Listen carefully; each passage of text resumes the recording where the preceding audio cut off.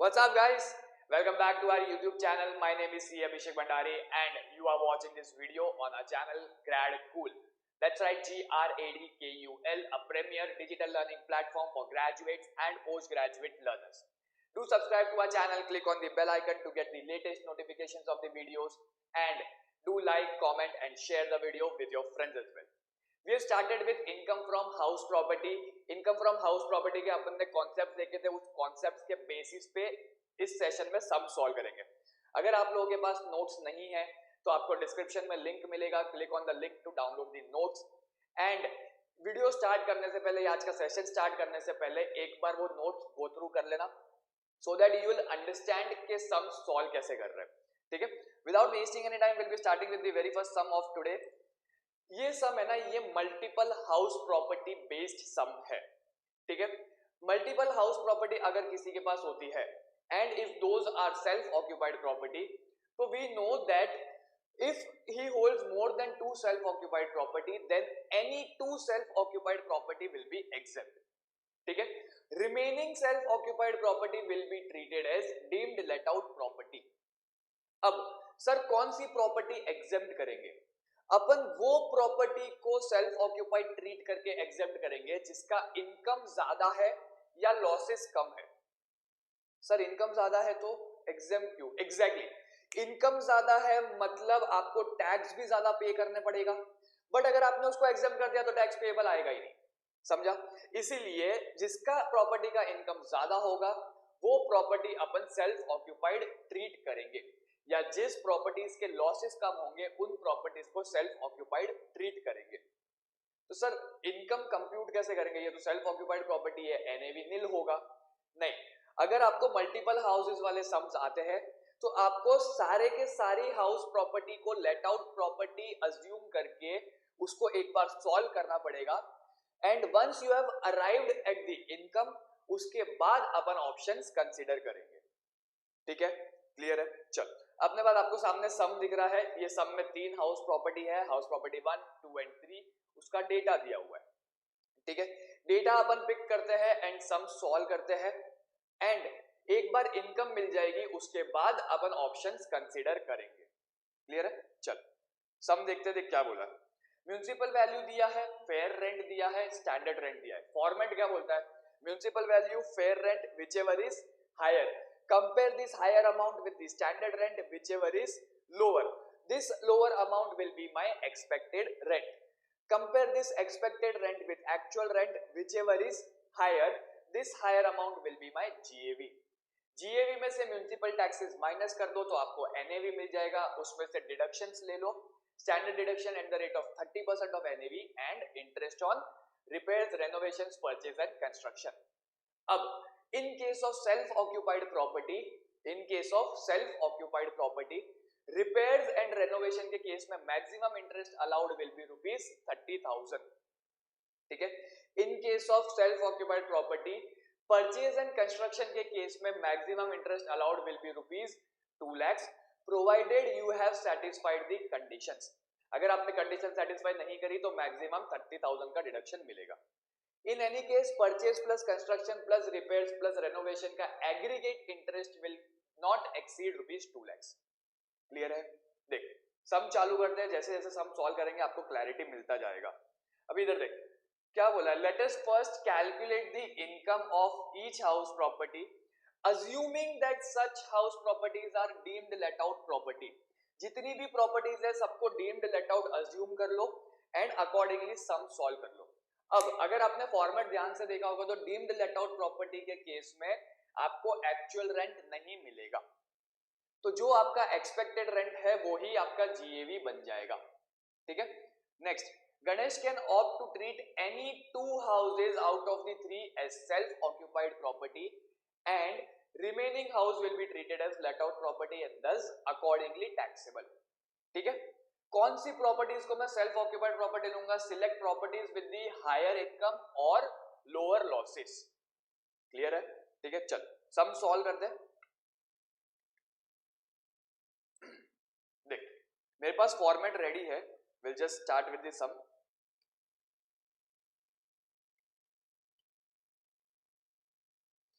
I have house property 1, house property 2 and house property 3। ठीक है, first house property municipal value कितना है इसका 3 लाख 375 350। तो वैल्यूज लिख लेता हूं 3 लाख 375, स्टैंडर्ड रेंट 3,50,000। ठीक है, फेयर रेंट और municipal value whichever is higher, higher amount कौन सा है 3,75, तो वो मैंने यहाँ पे लिख लिया। Compare this with standard rent whichever is lower, lower amount कौन सा है 3,50,000, वो यहाँ पे लिख लिया। ठीक है, एक्चुअल रेंट आएगा नहीं, तो जीएवी क्या हो जाएगा, जो मेरा एक्सपेक्टेड रेंट है वही मेरा जीएवी भी हो जाएगा। ठीक है, ये आ गया मेरा जीएवी। क्लियर है। अकॉर्डिंगली हाउस प्रॉपर्टी 2 और हाउस प्रॉपर्टी 3 का भी सॉल्व करते हैं। 360 275 370, 3,60,000 2,75,000 3,70,000। ठीक है, whichever is higher, higher amount कौन सा है 3,60,000। Compare this with standard rent whichever is lower, lower amount कौन सा है 3,60,000। एक्चुअल रेंट नहीं जीरो, तो expected rent will be my GAV. ठीक है, जीएवी मिल गया। House property 3 330 380 375, 3,30,000 3,80,000 3,75,000। अब whichever is higher, higher amount कौन सा है 3,80,000, whichever is lower, lower amount कौन सा है 3,75,000। एक्चुअल रेंट नहीं आएगा, therefore 3,75,000 will be my GAV. GAV मिल गया, ग्रॉस एनुअल वैल्यू मिल गया, उसमें से आप क्या करोगे म्युनिसिपल टैक्सेस माइनस करोगे। ठीक है, म्युनिसिपल टैक्सेस आपको कितना दिया हुआ है, municipal taxes paid during the year 12%, 8% and 6%। We know that अगर परसेंटेज बेसिस पे दिया है तो it is always calculated as a percentage of municipal value. Municipal tax municipal value, municipal tax municipal value. अगर परसेंटेज बेसिस पे दिया है तो म्युनिसिपल वैल्यू का परसेंटेज आप कैलकुलेट करोगे। ठीक है, तो यहाँ पे 12% है, म्युनिसिपल वैल्यू कितना है 3 लाख, देयरफॉर 3 लाख का 12% कितना आएगा 36,000 टैक्सेस माइनस हो गया। ठीक है, इधर कितना है 8%, किसका 8%, 3,60,000 का, देयरफॉर 3,60,000 का 8% कितना होगा,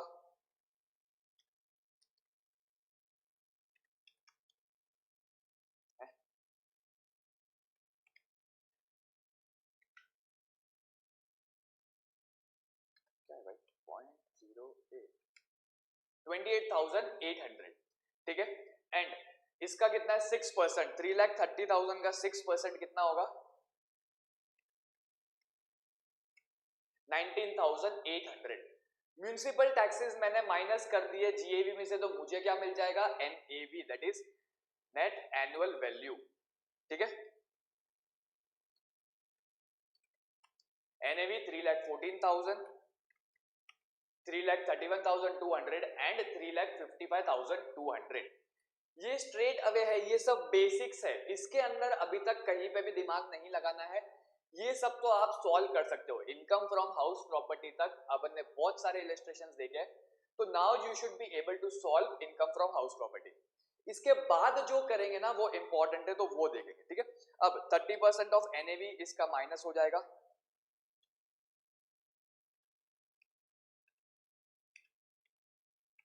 एनएवी कितना 94,200 मैंने माइनस कर दिया, 99,360 इज 331,200 का 30% वो भी माइनस कर दिया, 1,06,560 इज 355,200 का 30% वो भी माइनस कर दिया। अब अल्टीमेटली क्या बचता है अपने पास, इंटरेस्ट। ये अपन सारी properties late out property assume करके सॉल्व कर रहे हैं। Therefore, in case of let out property, there is no maximum limits or conditions. ठीक है, जितना इंटरेस्ट पे किया है पूरा का पूरा अलाउ हो जाएगा। अब इधर देखो, हाउस प्रॉपर्टी 1 के केस में क्या है, रिपेयर्स के केस में कुछ नहीं है एंड परचेज के केस में कुछ नहीं है, तो यहां पर इंटरेस्ट आएगा ही नहीं, 0 ठीक है, हाउस प्रॉपर्टी 2 के केस में रिपेयर्स में 55,000 का इंटरेस्ट है, परचेज के केस में इंटरेस्ट है ही नहीं। ठीक है, तो इधर क्या आ जाएगा 55,000 एंड परचेज 0। ठीक है, हाउस प्रॉपर्टी 3 के केस में रिपेयर्स में कुछ नहीं है एंड क्या बोलते हैं इसको, परचेज के केस में 1,75,000 का इंटरेस्ट है, तो रिपेयर्स के केस में 0, परचेज के केस में 1,75,000। ठीक है, चलो ये हो गया मेरा income from house property.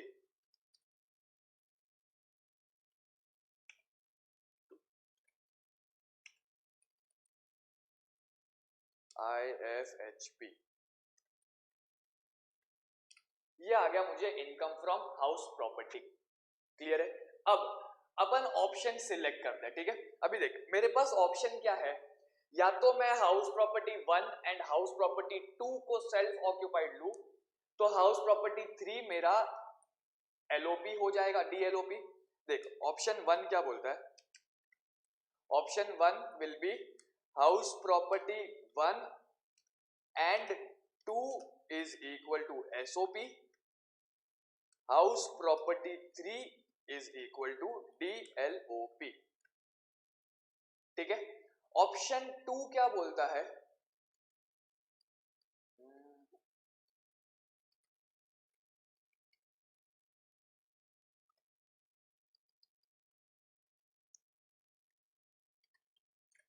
Option 2 क्या बोलता है, take house property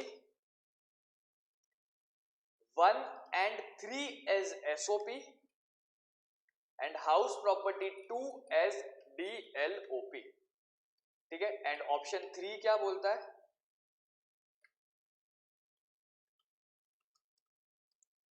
option 3 will be take house property 2 and 3 as SOP,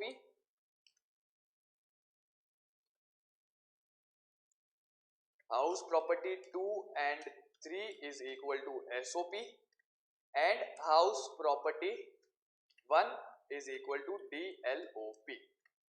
ठीक है, ये अपने 3 ऑप्शन है अपने पास, ये 3 ऑप्शन में से कोई भी एक ऑप्शन अपन सिलेक्ट करेंगे। कौन सा ऑप्शन सिलेक्ट करेंगे, वो ऑप्शन जिसमें इनकम ज्यादा आ रही है या लॉसेस कम आ रहे हैं, टू बी माय एसओपी। ठीक है, तो हाउस प्रॉपर्टी 1 देखते हैं, ऑप्शन 1 देखते हैं। ऑप्शन 1 में क्या बोला है, house property 1 and house property 2 will be SOP. ठीक है, तो अगर मैं हाउस प्रॉपर्टी 1 और 2 को एसओपी ले रहा हूं, तो उसका एनएवी क्या होगा, HP1 एनएवी 0। ठीक है, HP2 एनएवी 0, HP3 ये मेरा डीम्ड लेट आउट प्रॉपर्टी हो गया, तो इसका एनएवी क्या है, इधर इसका एनएवी कितना है, HP3 का 3,55,200। एनएवी कितना है इसका, 3,55,200। ठीक है, तो टोटल एनएवी कितना हो गया, 355,200।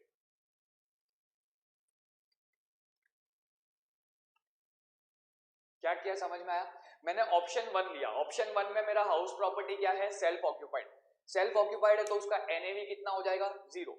ऑप्शन 2 सॉरी हाउस प्रॉपर्टी 2 भी मेरा सेल्फ ऑक्यूपाइड है, तो उसका एनएवी कितना हो जाएगा, अगेन 0। हाउस प्रॉपर्टी 3 मेरा डीम्ड लेट आउट प्रॉपर्टी है। ठीक है, तो उसका एनएवी कितना है, 3,55,200। अब मुझे क्या करना है, इंटरेस्ट माइनस करना है, लेस डिडक्शन। पहला क्या है, फर्स्ट डिडक्शन क्या है, 30% ऑफ एनएवी। ठीक है, 30% ऑफ एनएवी कितना है, 106,560, तो इधर माइनस कर दूंगा 106,560। B interest. अब ध्यान रखना इंटरेस्ट कितना है, मेरे पास हाउस प्रॉपर्टी 1 में कोई इंटरेस्ट नहीं है, हाउस प्रॉपर्टी 2 में यहां पे 55,000 लिया है, क्यों, क्योंकि ये सेल्फ लेट आउट प्रॉपर्टी था। बट ऑप्शन 1 में हाउस प्रॉपर्टी 2 क्या है, अपना सेल्फ ऑक्यूपाइड प्रॉपर्टी है, देयरफॉर मैक्सिमम इंटरेस्ट कितना मिलेगा, 30,000। HP2 SOP max 30,000।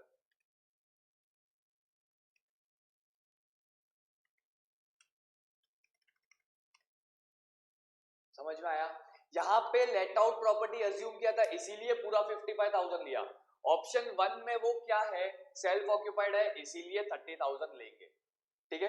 House property 3 purchase है, परचेज के केस में पूरा का पूरा इंटरेस्ट मिल जाता है in case of late out property. अपना हाउस प्रॉपर्टी 3 लेट आउट है एलओपी, तो इसमें माइनस 1,75,000। टोटल इंटरेस्ट कितना हो रहा है,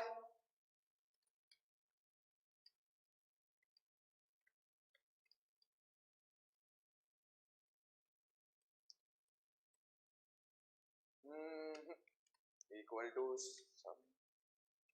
टोटल इंटरेस्ट 2,05,000 हो गया, बट 2,05,000 मिलेगा क्या? नहीं, interest is restricted to rupees 2 lakhs, therefore यहां पर आ जाएगा 2 lakhs। देख, ये मैं खाली एक्सप्लेनेशन की पॉइंट ऑफ व्यू से दे रहा हूं, आपको इतना बड़ा सम सॉल्व नहीं करना है। मैंने छोटे छोटे वे में सॉल्व करके रखा है, आप लोग वो भी सॉल्व करोगे तो हो जाएगा काम। इस केस में कितना आ रहा है इनकम, 48,640, ये हो गया मेरा IFHP।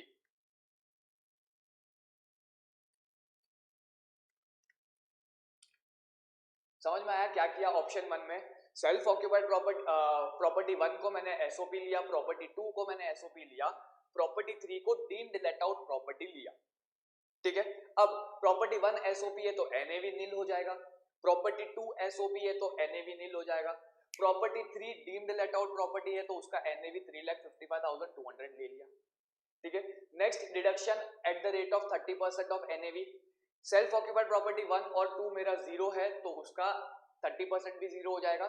सेल्फ ऑक्यूपाइड 3 का मेरा एनएवी 355,200 है तो उसका 30% 106,560। क्लियर है? नेक्स्ट इंटरेस्ट एसओपी, अपना प्रॉपर्टी 1 इज एसओपी, उसमें कोई इंटरेस्ट नहीं है, नहीं लिया। प्रॉपर्टी 2 एसओपी ट्रीट कर रहे हैं तो मैक्सिमम रिपेयर्स का 30,000 मिलेगा, प्रॉपर्टी 3 का 1,75,000। ठीक है। अब aggregate interest in any case is restricted to 2 lakh rupees, तो इधर एग्रीगेट कितना हो जाएगा 2 लाख, एंड यहां पर आ जाएगा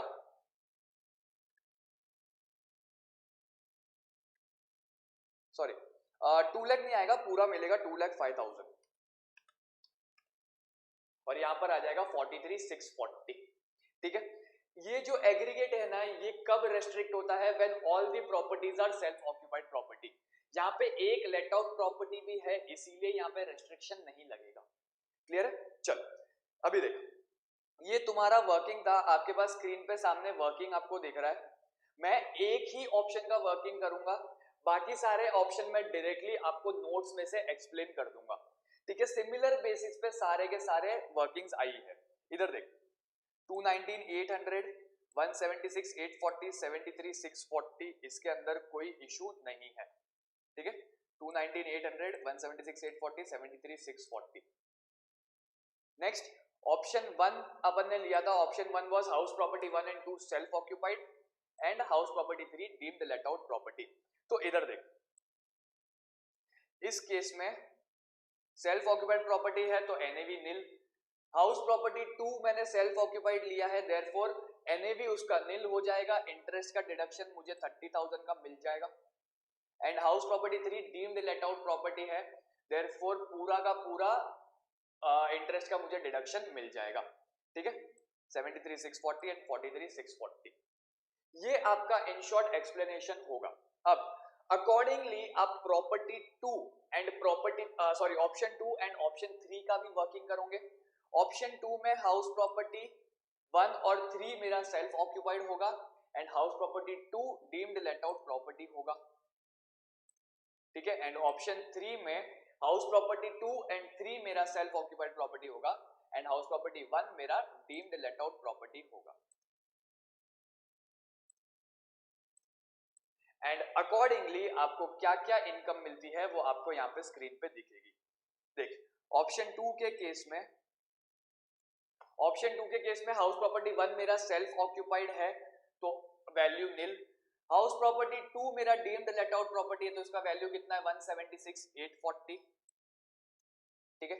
एंड हाउस प्रॉपर्टी 3 अगेन मेरा सेल्फ ऑक्यूपाइड प्रॉपर्टी है तो उसका एनएवी नील हो जाएगा और इंटरेस्ट अलाउड विल बी 1,75,000। क्यों 1,75,000? बिकॉज वो परचेज के लिए लिया है, maximum interest allowed is 2 lakhs, therefore यहाँ पे 1,75,000 पूरा मिल जाएगा। This income will be 1840 and last वाले केस में इनकम आती है मेरी 19,800। ठीक है, अब कौन सा ऑप्शन अपन सिलेक्ट करेंगे? Select that option with higher income और लोअर लॉसेस। तो यहाँ पे हायर इनकम कहाँ पे है? ऑप्शन 1 में। ठीक है, सबसे ज्यादा इनकम कहाँ पे आ रही है? ऑप्शन 1 में। देयरफॉर ऑप्शन 1 या ऑप्शन 2 या ऑप्शन 3 कौन सा चूज करेंगे वो आपको देखना है। तो इधर देख, since option 2 is most beneficial, Ganesh should opt to treat house property 1 and 3 as self occupied and house property 2 as deemed let out property। ठीक है ना, देख यहाँ पर मेरा टोटल इनकम सबसे कम आ रहा है, यहाँ पे मेरा टोटल इनकम जो है वो सबसे कम आ रहा है, तो टैक्स पेएबल भी सबसे कम इधर ही होगा, देयरफॉर ऑप्शन 2 मेरा बेनिफिशियल होगा। क्लियर है? ठीक है, चल एक काम कर, आपके पास स्क्रीन पे आपको सम्स दिख रहे हैं, एक बार इसको पॉज कर और फटाफट कॉपी कर ले। नीचे जो मैंने वर्किंग दी है ना वो वर्किंग एक बार कॉपी कर लेना। ठीक है, ताकि आपको समझ में आएगा कि भैया वो 43,640 आया कैसे। ठीक है, वीडियो को एक बार पॉज करना और वर्किंग कॉपी कर लेना। चल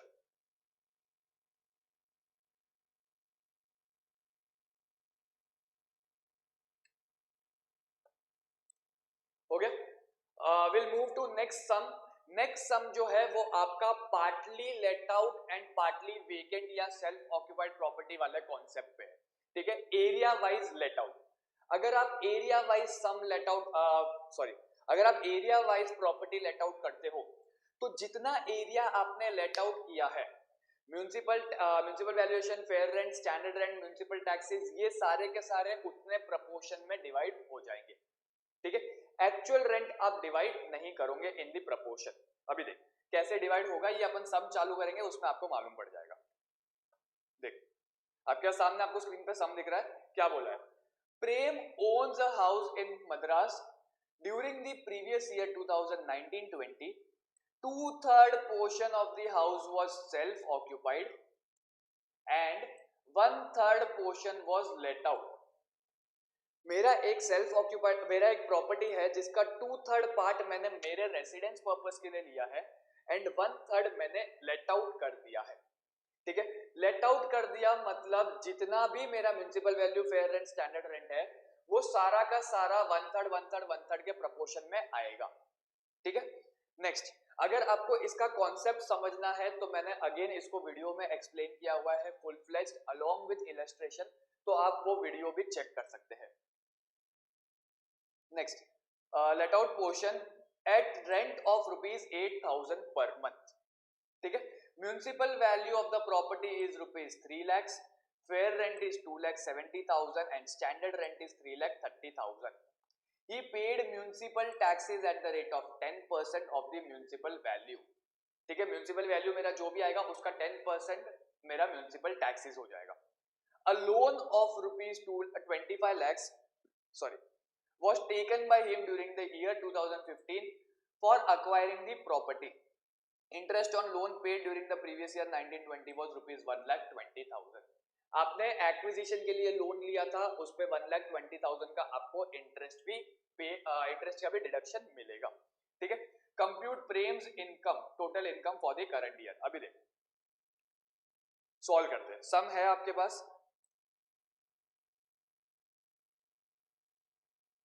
मला पाहिजे फॉर्मेट। देख म्युनिसिपल वैल्यू कितना है मेरे पास, municipal value 3 lakh, fair rent 270, standard rent 330। Municipal value 3 lakhs, fair rent 270, whichever is higher compared to standard rent 330। ठीक है, अभी ये जो दिया है ना municipal value, fair rent whichever is higher compared to standard rent whichever is lower, ये है ना पूरी प्रॉपर्टी का है, ये पूरी हाउस प्रॉपर्टी का है। ठीक है, whichever is lower 3 lakhs compared to actual rent। Actual rent कितना है? 8,000 per month, that is equal to 8,000 into 12, 96,000। ठीक है, ये जो मेरे को म्युनिसिपल वैल्यू दिया है ये जो मेरे को फेयर रेंट दिया है, ये जो स्टैंडर्ड रेंट दिया है, ये पूरी प्रॉपर्टी का है। मेरे को पूरी प्रॉपर्टी का कैलकुलेट करना है कि लेट आउट पार्ट का, उतने ही पार्ट का जितना मैंने लेट आउट किया है। मैंने लेट आउट कितना पोर्शन किया है? 1/3 LOP। देयरफॉर मैं इसका खाली 1/3 लूंगा, दिस इंटू 1/3, 1 लाख। ठीक है,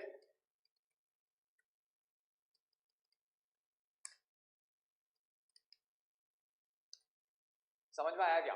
3 लाख का 1/3 जो मैंने लेट आउट किया है, उसका म्युनिसिपल वैल्यू कितना है? 1 लाख। फेयर रेंट कितना है उस प्रोपोर्शन का? 90,000, whichever is higher 1 lakh. Compare this with standard rent, whichever is lower 1 lakh. Compare this with actual rent. Sir actual rent को भी 1/3 कर लेते हैं? नहीं, अरे पागलो, एक्चुअल रेंट तो उतने ही पार्ट का मिला है ना जितना मैंने लेट आउट किया है। मैंने लेट आउट कितना किया है? 1/3। तो मुझे एक्चुअल रेंट भी कितने का मिला होगा? 1/3 पार्ट का ही, that is 96,000। This is already 1/3। इसमें से whichever is higher, higher amount कौन सा है? 1 लाख। ये मेरा क्या हो गया? GAV। इसमें से मैं क्या माइनस करूंगा? Municipal taxes. म्युनिसिपल टैक्सेस कितना है? 10% of municipal value. Municipal value कितना है? 1 लाख, इसका 10%। 10,000 माइनस कर दिया, मुझे क्या मिल गया? NAV। ठीक है, इसमें से स्टैंडर्ड डिडक्शन माइनस करूंगा एट द रेट ऑफ 30%। 90,000 का 30% कितना है? 27,000। And interest on loan minus करूंगा। इंटरेस्ट ऑन लोन कितना है? 1,20,000। पूरा का पूरा माइनस कर दूंगा परचेज में। ठीक है, तो मेरा हाउस प्रॉपर्टी क्या हो जाएगा?